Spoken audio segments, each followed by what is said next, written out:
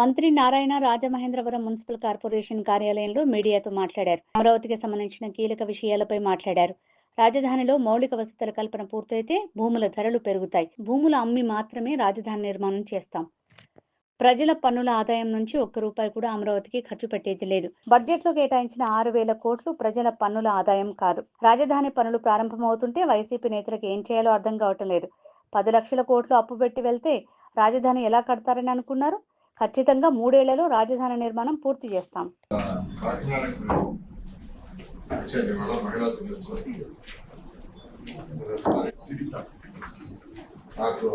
Rajahmundry corporation online building application so BPS వచ్చేసి 3 applications pending ఉన్నాయి sir. ఆ 7 కింద ఎన్ని పెండింగ్ ఉన్నాయి?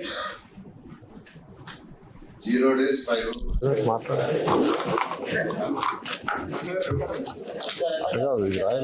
అందరికీ నమస్కారాలండి. ఈరోజు ఉదయం కాకినాడలో ఈరోజు మహిళా దినోత్సవం, అంతర్జాతీయ మహిళా దినోత్సవానికి యాక్చువల్గా ఈరోజు అటెండ్ కావటం జరిగింది. మరొకసారి అంతర్జాతీయ మహిళా దినోత్సవం సందర్భంగా మహిళలందరికీ నా యొక్క శుభాకాంక్షలు.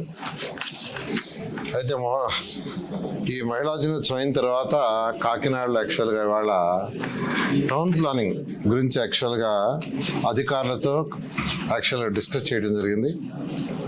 అదేవిధంగా ఇక్కడ రాజమండ్రికి వచ్చి రాజమండ్రిలో కూడా టౌన్ ప్లానింగ్ అంటే building approvals, layout approvals, change of land use, TDR bonds, వీటికి సంబంధించిన అధికారులతో, కమిషన్లతో, ప్రజాప్రతినిధులతో యాక్చువల్గా డిస్కస్ చేసాం. అయితే నిజంగా ఈ ప్రభుత్వం వచ్చిన తర్వాత అనేక రిఫార్మ్స్ తీసుకొచ్చాం. గత ప్రభుత్వంలో చేసిన అవకతవకలన్నీ చూస్తూ ఇతర రాష్ట్రాలు ఎలా చేస్తున్నారో స్టడీ చేసి లేఅవుట్స్లో కావచ్చు, బిల్డింగ్స్లో కావచ్చు అనేక రిఫార్మ్స్ చేసాం. భారతదేశంలో ఎక్కడ చేయని విధంగా ఈరోజు ఈ రాష్ట్రంలో లేఅవుట్లు వేసే వాళ్ళకైనా, బిల్డింగ్ కట్టుకునే వాళ్ళకైనా చాలా సులభతరం చేసాం.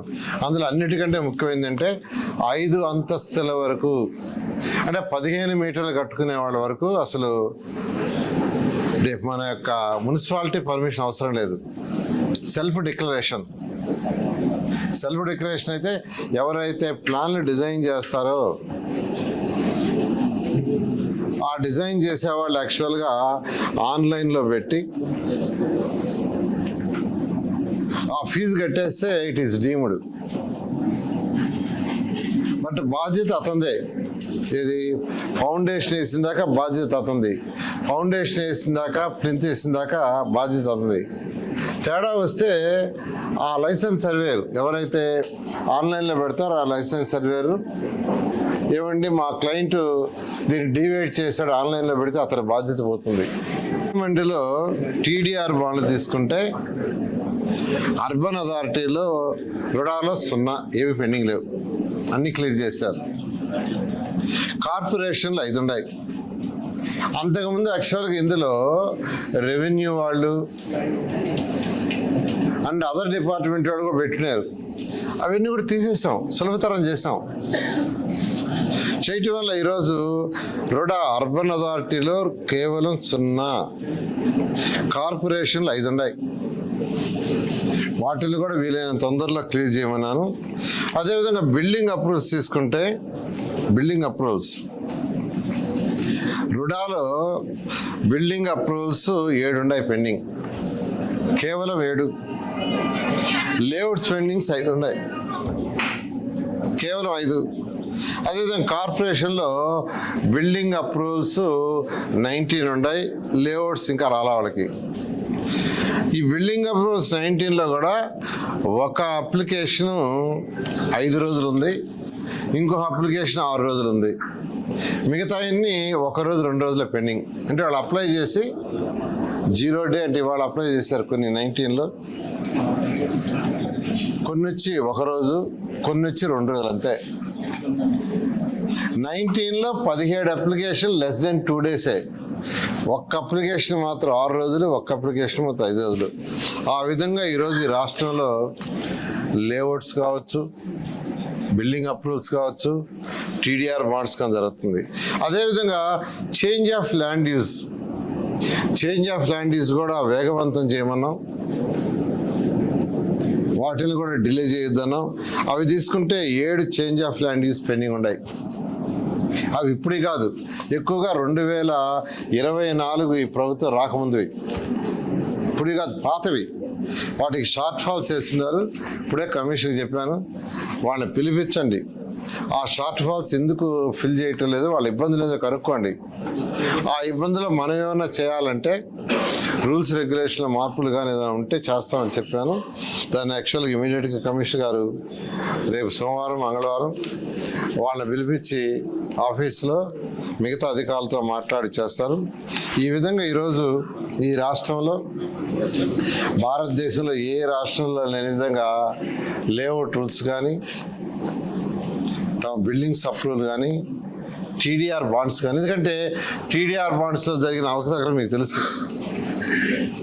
2014-19లో జరిగిన అవకతవకలు అంతా ఇంత కాదు, దాదాపు 1000 కోట్ల పైన ఫ్రాడ్ జరిగింది. దాదాపు 1000 కోట్ల పైన, ఒకటి అంతా ఇంత కాదు. అయితే దాని మీద ఎంక్వైరీ చేసి స్టడీ చేయడానికి దాదాపు ఒక 3-4 నెలలు పట్టింది. ఇంకా కూడా విశాఖపట్నంలో అయితే విజిలెన్స్ అండ్ సిఐడి వాళ్ళు ఇంకా ఎంక్వైరీ చేస్తున్నారు. గత ప్రభుత్వం చేసిన అవకతవకలకి మచ్చు కథ ఒకటి చెప్తున్నా. నిజంగా 2014-19లో అలాంటి అవకతవక చేస్తారని కూడా తెలియదు నాకు. అలాంటిది ఉంటుందని నిజంగా నాకు తెలీదు. ఇప్పుడు ప్రభుత్వానికి ల్యాండ్ ఒక దగ్గర ఇచ్చారు, రోడ్ ఎక్స్పాన్షన్ దేనికో దానికి వస్తే ల్యాండ్ ఎక్కడో ఇచ్చారు. అది అక్కడ స్క్వేర్ యార్డ్ 5,000 ఉంది. కానీ అప్లై చేసేటప్పుడు టౌన్ సెంటర్లో ఎక్కడో ఉండే స్క్వేర్ యార్డ్ 50,000 లక్ష ఉండే ఆ అడ్రస్ ఇచ్చేశారు. ఇచ్చిన సైట్ ఏమో స్క్వేర్ యార్డ్ వచ్చి 5,000 ఉంటుంది, 5,000, 3,000, 2,000. కానీ దాని హౌస్ అడ్రస్ అక్కడ ఏం చేశారంటే హౌస్ అడ్రస్ పెట్టుకున్నారు. ఆ హౌస్ అడ్రస్ ఏం చేశారంటే టౌన్ సెంటర్లో ఎక్కడో 50,000, 75,000, లక్ష ఉండేది ఇచ్చారు. ఏంగానే ఆ టీడీఆర్ బాండ్ వాల్యూ 10 రెట్లు, 20 రెట్లు, 30 రెట్లు పెరిగిపోయింది. ఇది ఒక పక్కా వెల్ ప్లాన్డ్గా చేసిన స్కామ్.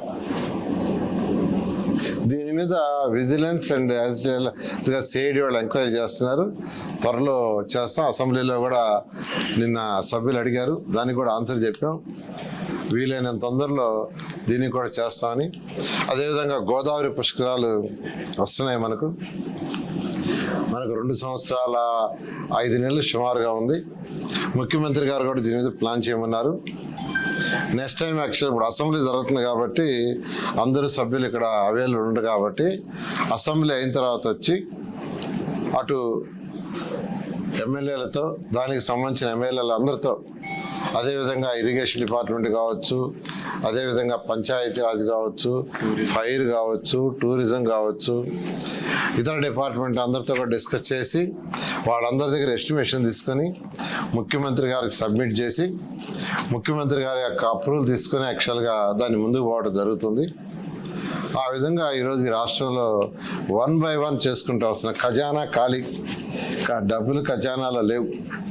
ప్రజలు కట్టిన ట్యాక్స్లు ఏదైతే ఉన్నాయో, అంటే ప్రజలు మీరు కట్టిన మున్సిపల్ ట్యాక్స్ కావచ్చు, వాటర్ ట్యాక్స్ కావచ్చు, బిల్డింగ్ అప్రూవల్ కట్టిన అమౌంట్ కావచ్చు, లేఅవుట్స్ కట్టింది కావచ్చు, అదేవిధంగా వేకెంట్ ట్యాక్స్ కట్టింది కావచ్చు, ఇవన్నీ గత ప్రభుత్వం సిఎఫ్ఎంఎస్ వేసుకోవటం వాటిని డైవర్ట్ చేసేసింది. ఆఖరాకి కొన్ని మున్సిపాలిటీస్లో వాళ్ళకి ఆఖరాకి బ్లీచింగ్ పౌడర్ డబ్బులు లేవు, డీజిల్కి డబ్బులు లేవు. ఆ చెత్త పన్నుని పెట్టి కొన్ని బండ్లు పెట్టారు, వాళ్ళకి డబ్బులు ఇలా, వాళ్ళకి బాకీలు పేరుకోపోయినాయి. ఈ విధంగా టోటల్ సిస్టమ్ని అస్తవ్యస్తం చేసేశారు. అయితే ముఖ్యమంత్రి గారితో చెప్పాం, మున్సిపాలిటీలు కేంద్ర చట్టం ప్రకారం, పార్లమెంట్లో చేసిన చట్ట ప్రకారం కానీ, రాష్ట్ర చట్ట ప్రకారం కానీ ప్రతి మున్సిపాలిటీ వాళ్ళ అవసరాలకు తగ్గట్టుగా ట్యాక్స్లు వేసుకోవచ్చు. వాళ్ళ అవసరాలకు తగ్గట్టుగా వాళ్ళు కౌన్సిల్లో రిజర్వేషన్స్ పెట్టుకొని పనులు చేసుకోవాలి. వాళ్ళకు వచ్చిన ట్యాక్సులతో వాళ్ళు స్వపరిపాలన అంటారు. లోకల్ బాడీస్ అంటే స్వపరిపాలన. అక్కడ మున్సిపల్ కౌన్సిల్ ఉంటుంది, చైర్పర్సన్ ఉంటారు లేదా మేయర్ ఉంటారు. వాళ్ళు చేయాల్సింది ఏంటంటే వాళ్ళ యొక్క పరిధిలో కావాల్సిన అవసరాలు, వాటరా, రోడ్డా, లైట్సా, డ్రైన్సా, లేదా కమ్యూనిటీ హాలా, వాళ్ళ అవసరాలకు తగ్గట్టుగా వాళ్ళు ట్యాక్స్ వేసుకొని దాని వల్ల ఖర్చు పెట్టుకునే యొక్క హక్కు కూడా వాళ్ళకే ఉండేది. కానీ దాన్ని గత ప్రభుత్వం జగన్మోహన్ రెడ్డి నిర్వీర్యం చేసి మొత్తం సిఎఫ్ఎం వేసి మొత్తం డైవర్ట్ చేశాడు. ఇవ్వాల్సిన వాళ్ళకి ఇవ్వాలా. అయితే ఈ ముఖ్యమంత్రి ఈరోజు గౌరవనీయ ముఖ్యమంత్రి నారా చంద్రబాబు గారికి దీన్ని వివరించాం. ఇలా ఉంది సార్ పరిస్థితి అంటే ఆయన వెంటనే ఫైనాన్స్ డిపార్ట్మెంట్కి క్లియరెన్స్ ఇచ్చారు. మున్సిపల్ శాఖలో మున్సిపాలిటీలో వాళ్ళకి వచ్చే అన్ని ట్యాక్స్లు వాళ్ళకే వదిలేయండి, ఏ మున్సిపాలిటీకి ఆ మున్సిపాలిటీ, వాళ్ళ గ్రీన్ ఛానల్ చేయండి అని ఆదేశించారు. దాని మీద మొన్న అసెంబ్లీలో బడ్జెట్లో పెట్టేటప్పుడు కూడా ఫైనాన్స్ మినిస్టర్ గారు చాలా క్లియర్గా రేపు April 1 నుంచి మున్సిపాలిటీలో వచ్చే ట్యాక్స్లన్నీ వాళ్ళకే ఉంటాయని అనౌన్స్ చేయడం జరిగింది. దీనికి ముఖ్యమంత్రి గారికి అన్ని మున్సిపాలిటీస్ తరఫున, ప్రజల తరఫున ప్రత్యేకమైన ధన్యవాదాలు తెలియజేస్తున్నాను.